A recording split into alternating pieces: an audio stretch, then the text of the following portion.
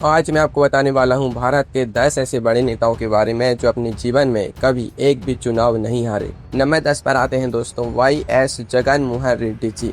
आंध्र प्रदेश की राजनीति का वो नाम जिसके सामने विरोधियों ने साम दाम दंड भेद सब आजमा लिया, लेकिन चुनावी मैदान में पटखनी नहीं दे पाए। जगन मोहन रेड्डी जी का राजनीतिक करियर देखिए। साल 2009 में पहली बार कांग्रेस के टिकट पर कड़पा से लोकसभा चुनाव मैदान में उतरे और पहली ही बार में रिकॉर्ड वोटों से जीते। फिर पिता के जाने के बाद जब कांग्रेस से अनबन हुई तो अपनी अलग राह चुनी। साल 2011 का उपचुनाव आया।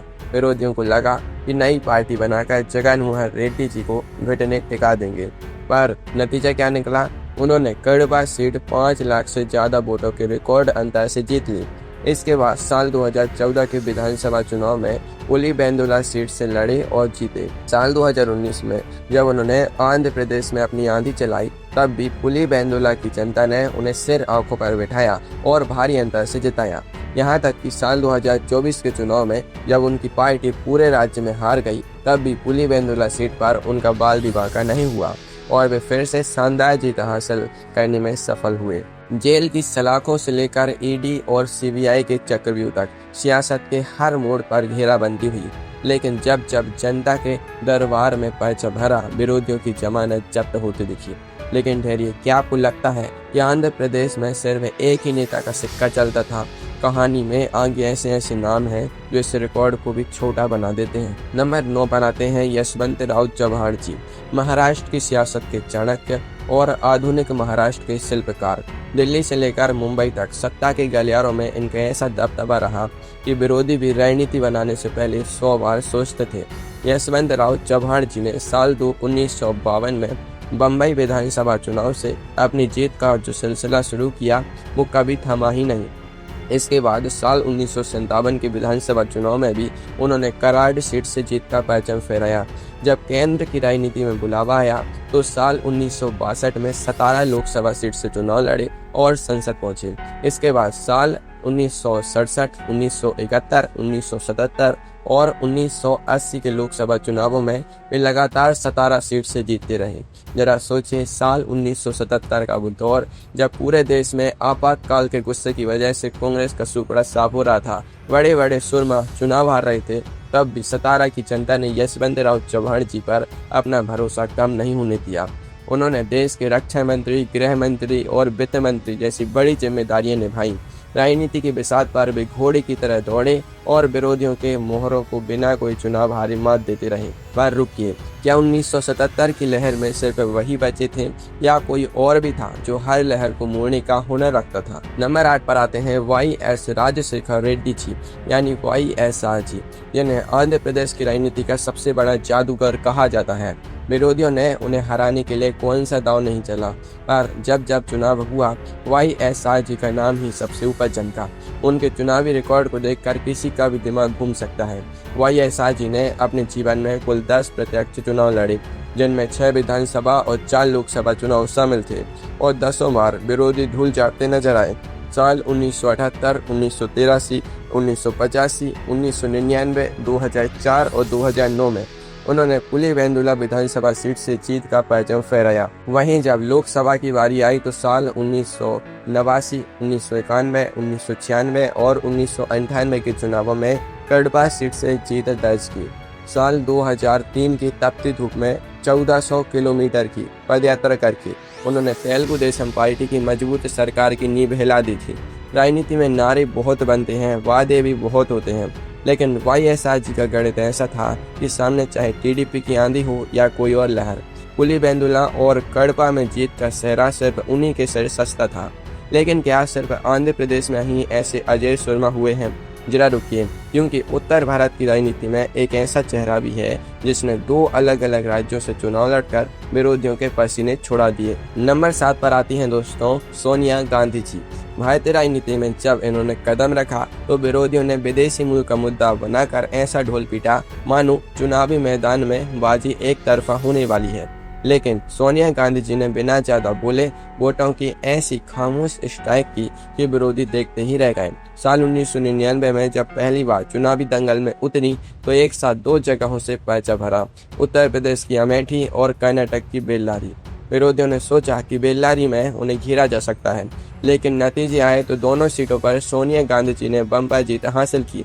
इसके बाद उन्होंने अमेठी सीट राहुल गांधी जी के लिए छोड़ दी और खुद रायबरेली का रुख किया। साल 2004, 2006 का उपचुनाव, 2009, 2014 और 2019 के लोकसभा चुनावों में उन्होंने रायबरेली से लगातार जीत का पैंतरा फहराया। साल 2014 और 2019 की मोदी लहर में जहां कांग्रेस के बड़े बड़े दिग्गजों के किले ढह गए, वहां भी रायबरेली की जनता ने सोनिया गांधी जी के सिर ही जीत का ताज सजाया। कुल 6 बार लोकसभा चुनाव लड़ी और हर बार जीत का रिकॉर्ड कायम रखा। लेकिन क्या कभी आपने सुना है कि कोई नेता अस्पताल के बिस्तर पर पड़ा रहे और चुनाव जीत जाए? चौंकी मत, अगला नंबर उसी महानायक का है। नंबर 6 पर आते हैं एम.जी. रामचंद्रन जी, यानी तमिल सिनेमा और राजनीति के भगवान कहे जाने वाले एम.जी.आर. जी। एम.जी.आर. जी की लोकप्रियता का आलम यह था कि उनके सामने विरोधियों की राजनीति का हर पैमाना छोटा पड़ जाता था। साल 1967 में उन्होंने पहली बार सेंट थॉमस माउंट सीट से विधानसभा चुनाव लड़ा और शानदार जीत दर्ज की। इसके बाद साल 1971 के विधानसभा चुनाव में भी वे इसी सीट से जीते। साल 1977 में जब उन्होंने अपनी अलग पार्टी AIADMK बनाई, तो उसी साल अरप्पुकोटई सीट से विधानसभा चुनाव जीतकर वे पहली बार तमिलनाडु के मुख्यमंत्री बने। इसके बाद साल 1980 में मदुरई वेस्ट सीट से चुनाव जीता, पर असली करिश्मा दिखा साल 1984 के विधानसभा चुनाव में। एम.जी.आर. जी गंभीर रूप से बीमार थे और अमेरिका के ब्रुकलिन अस्पताल में भर्ती थे। वे एक दिन के लिए भी चुनाव प्रचार करने तमिलनाडु नहीं आए। सिर्फ उनका एक पोस्टर और वीडियो अस्पताल से जारी हुआ, जिसमें वे बिस्तर पर लेटे थे। जनता ने उन्हें एंडीपट्टी सीट से भारी बहुमत से जिताया और फिर से मुख्यमंत्री बना दिया। कुल 5 विधानसभा चुनाव लड़े और सब में जीत दर्ज की। पर सोचिए, अगर साउथ में ऐसा जलवा था, तो राम मंदिर आंदोलन के सारथी का राष्ट्रीय राजनीति में कैसा दबदबा रहा होगा। नंबर 5 पर आते हैं लाल कृष्ण आडवाणी जी, भारतीय जनता पार्टी को 2 सीटों से उठाकर सत्ता की शिखर तक पहुंचाने वाले लौह पुरुष। लाल कृष्ण आडवाणी जी की रथ यात्रा ने देश की राजनीति की दिशा ही बदल दी थी, लेकिन उनका खुद का चुनावी रिकॉर्ड भी उतना ही असरदार रहा था। साल 1989 में वे पहली बार नई दिल्ली लोकसभा सीट से मैदान में उतरे और भारी मतों से जीते। साल 1991 के चुनाव में उन्होंने एक साथ 2 सीटों, नई दिल्ली और गुजरात की गांधीनगर सीट से चुनाव लड़ा और दोनों जगह विरोधियों को पछाड़ दिया। इसके बाद उन्होंने गांधीनगर को अपना पक्का गढ़ बना लिया। साल 1998, 1999, 2004, 2009 और 2014 में लोकसभा चुनावों में लाल कृष्ण आडवाणी जी ने गांधीनगर सीट से लगातार जीत दर्ज की। कुल 7 बार लोकसभा के प्रत्यक्ष चुनाव लड़े और हर बार संसद भवन में अपनी मौजूदगी दर्ज कराई। विपक्षी नेता रणनीतियां ही बनाते रह गए, गठबंधनों के चक्रव्यूह रचे गए, लेकिन आडवाणी जी के इस चुनावी किले को कोई कभी नहीं बेच सका। पर क्या आपको लगता है कि गठबंधन की राजनीति में कोई नेता बिना हारे 40-50 साल तक टिक सकता है? जवाब आपको अगले नंबर पर मिलने वाला है, जहां राजनीति का एक ऐसा खिलाड़ी बैठा है जो हर सरकार में प्रासंगिक रहता है। दोस्तों, नंबर 4 पर आते हैं शरद पवार जी, महाराष्ट्र की राजनीति के पावर हाउस और ऐसे नेता जिनकी इजाजत के बिना मुंबई की सत्ता का पत्ता भी नहीं हिलता। शरद पवार जी को राजनीति की उस यूनिवर्सिटी का प्रोफेसर माना जाता है जहां विरोधी अभी एडमिशन लेने की सोच रहे होते हैं। साल 1967 में महज 27 साल की उम्र में वे पहली बार बारामती से विधानसभा चुनाव जीते। इसके बाद साल 1972, 1978, 1980, 1985 और 1990 के विधानसभा चुनावों में बारामती की जनता ने उन्हें कभी हारने नहीं दिया। जब वे केंद्र की राजनीति में आए तो साल 1984, 1991, 1996, 1998, 1999 और 2004 के लोकसभा चुनावों में बारामती सीट से अजय रहे और साल 2009 में माड़ा लोकसभा सीट से शानदार जीत दर्ज की। उन्होंने अपनी पार्टी बदली, नई पार्टियां बनाई, कांग्रेस छोड़ी, फिर कांग्रेस के साथ सरकार बनाई, लेकिन चुनावी मैदान में जब भी उतरे तो नतीजों में सिर्फ शरद पवार जी का ही नाम चमका। 6 बार विधानसभा और 7 बार लोकसभा चुनाव, यानी कुल 13 प्रत्यक्ष चुनाव लड़े और एक भी चुनाव नहीं हारे। पर क्या 13 चुनावों की यह हैट्रिक ही सबसे बड़ी है? बिल्कुल नहीं मेरे दोस्त, क्योंकि नंबर 3 पर जो नेता आने वाले हैं ना, उनका रिकॉर्ड सुनकर आप दांत और तले उंगलियां दबा लेंगे। नंबर 3 पर आते हैं एम करुणानिधि जी, DMK के सर्वोपरि नेता और तमिलनाडु की सियासत के सबसे तीखे कलमकार करुणानिधि जी का राजनीतिक करियर इस बात की जीती जागती मिसाल है कि जनता से जुड़ाव किसे कहते हैं। साल 1957 में उन्होंने पहली बार कुलीथलाई सीट से विधानसभा चुनाव लड़ा और जीत हासिल की। इसके बाद साल 1962 में तंजावुर, 1967 और 1971 में सैदापेट, 1977 और 1980 में अन्नानगर, 1989 और 1991 में हार्बर, 1996, 2001 और 2006 में चेपोक और फिर साल 2011 और 2016 में तिरुवरूर सीट से चुनाव जीता। लगातार 13 बार विधानसभा चुनाव लड़े और पूरे 60 साल तक तमिलनाडु की विधानसभा में विधायक रहे, बिना एक भी चुनाव हारे। एमजीआर जी की प्रचंड लहर हो या जयललिता जी की आंधी, करुणानिधि जी की व्यक्तिगत सीट पर विरोधियों की है जाल पस्त हो जाती थी।